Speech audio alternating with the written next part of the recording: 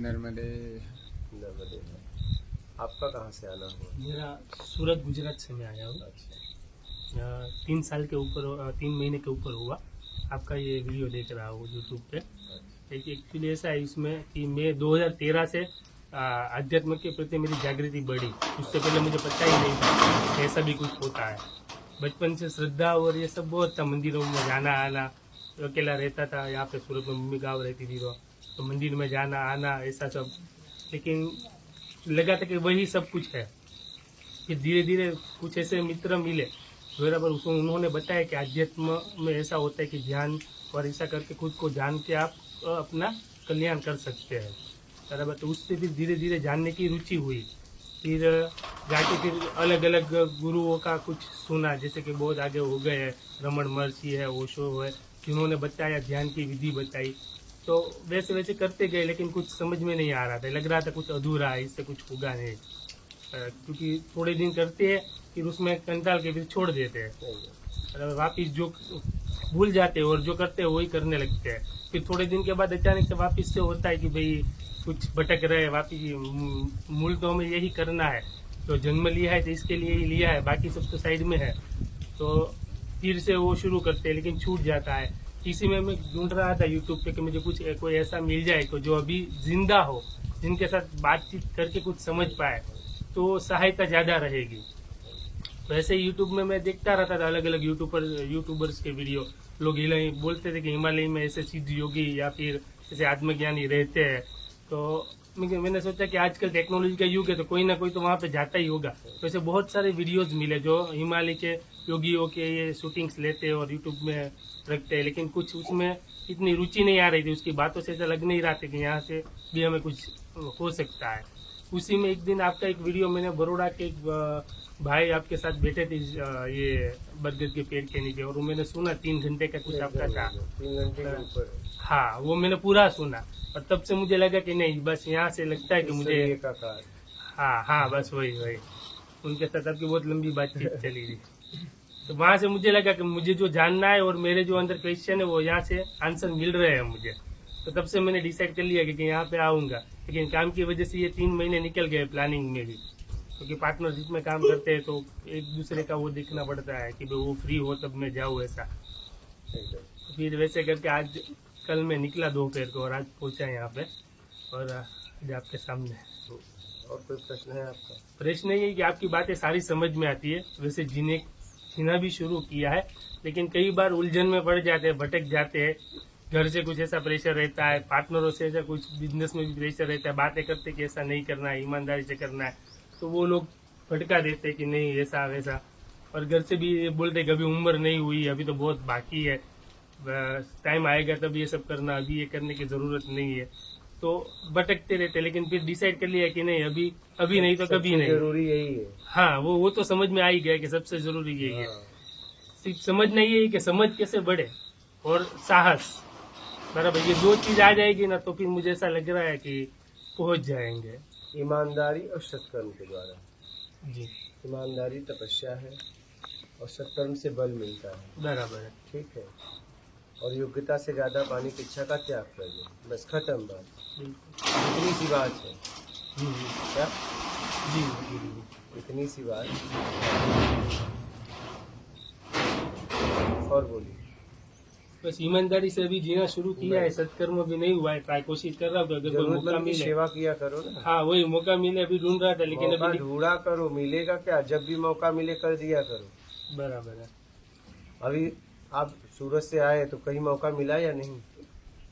नहीं, ट्रेन में था, फिर सीधा यहाँ पे उतरा, ऐसी कुछ अभी ध्यान भी नहीं जाता है ना, उतनी हमारी वो दृष्टि भी कोई नहीं। आया, भूख लगी है, कुछ ऐसा कुछ बोला या नहीं? नहीं अभी नहीं। सूरत से लेके यहाँ तक आपसे कोई नहीं, ऐसा कोई मिला नहीं। एक बार मंदिर गया था ये लास्ट संडे में, जब निकलने वाला था उससे अगले दिन, वहाँ पे एक बेटी थी, एक लेडी, जो मतलब वो भिखारी थी, भीख मांग रही थी, लेकिन उसको देख के लगा कि उसको बिस्किट खिलाना चाहिए, तो फिर वहाँ दुकान से लाके उसको बिस्किट दे दिया था। बहुत अच्छा है, करते रहो। हाँ, वैसे देखने की और समझने की कोशिश कर रहा हूँ कि कौन जरूरतमंद है और कहाँ पे कैसे हम उसको जो भी कर सके अपने हिसाब से वो करें। जरूर करो, जहाँ भी मिल जाए मौका। देखना ये करने से उसे उसकी जरूरत भी पूरा होगा और आत्मिक स्तर उठेगा, गिरेगा नहीं। बराबर। तब उसकी सहायता कर देना। और पता चला कि नहीं बाहर की जरूरत पूरा करने में इसकी आत्मिक स्तर गिरेगा तो मत करना, नहीं तो आपका भी गिरेगा। जी। हाँ, सूझबूझ के साथ चलना, सूझबूझ के साथ सहायता करना, ठीक है। ठीक है। और कोई प्रश्न है? ऐसे ये अभी बिजनेस के लेके है कि वो बोलिए। ये अभी जो काम कर रहे हैं, हमारा जो काम चल रहा है, मैं समझ नहीं पा रहा कि उसको छोड़ दूं या कंटिन्यू करूं। ऐसा छोड़ना क्यों चाहते हैं? उसमें ऐसा लग रहा है कि कहीं ना कहीं कुछ तो गड़बड़ी कर रहे हैं। तो मत, फिर या तो गड़बड़ी हटा दो या तो बिजनेस छोड़ दो। हम्म। क्या क्या गड़बड़ी कर रहे हो? उसमें से हमारा जो काम है ना, मैंने लाइव में भी एक बार पूछा था, मेडिसिन एक्सपोर्ट करते हैं बाहर के देश में।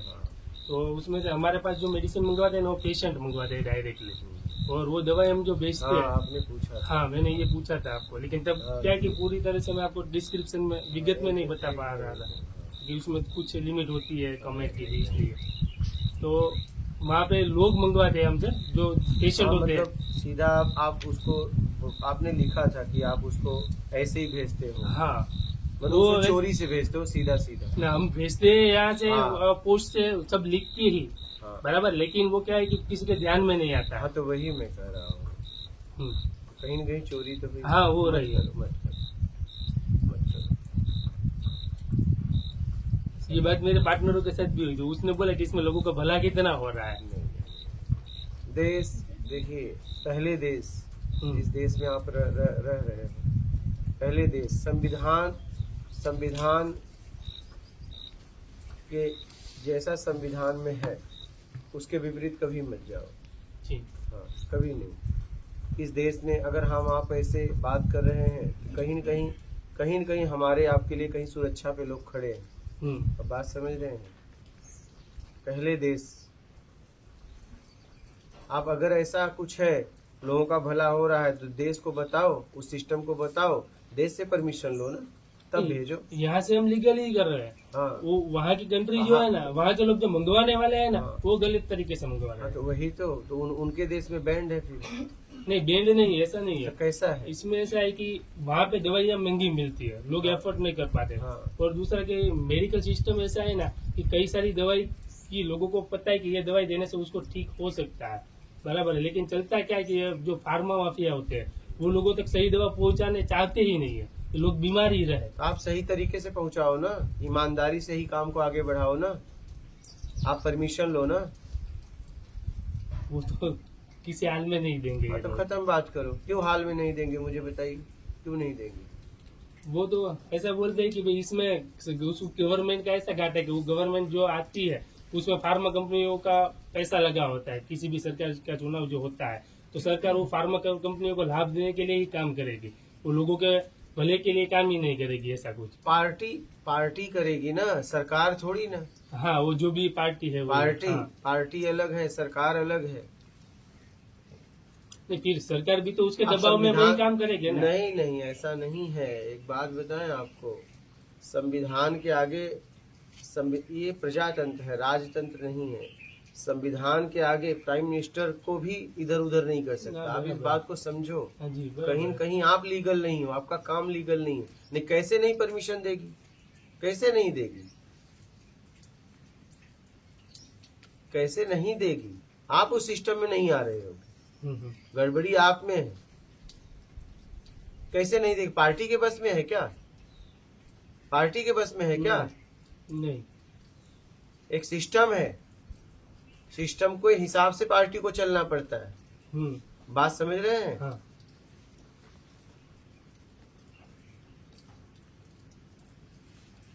आप सिस्टम में काम करिए ना, आपको कोई नहीं रोक सकता। आप तो कहीं न कहीं आप गलत हो। आप सिस्टम से परमिशन लो ना,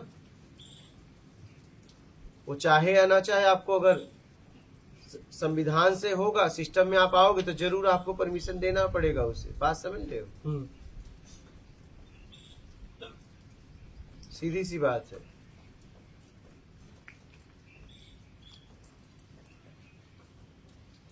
लीगल तरीके से काम करो। हाँ,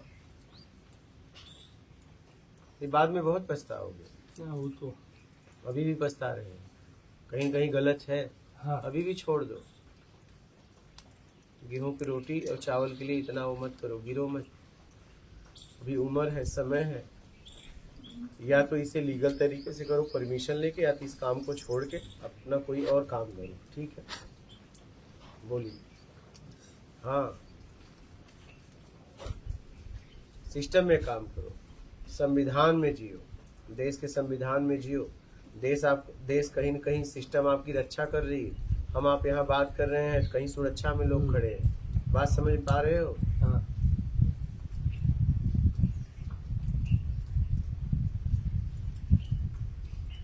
इस बात को बहुत गहराई से समझिए, नहीं तो एक दिन बहुत पछताओगे आप। ठीक है, और कोई प्रश्न है? हम्म। बात करो। अरमान जी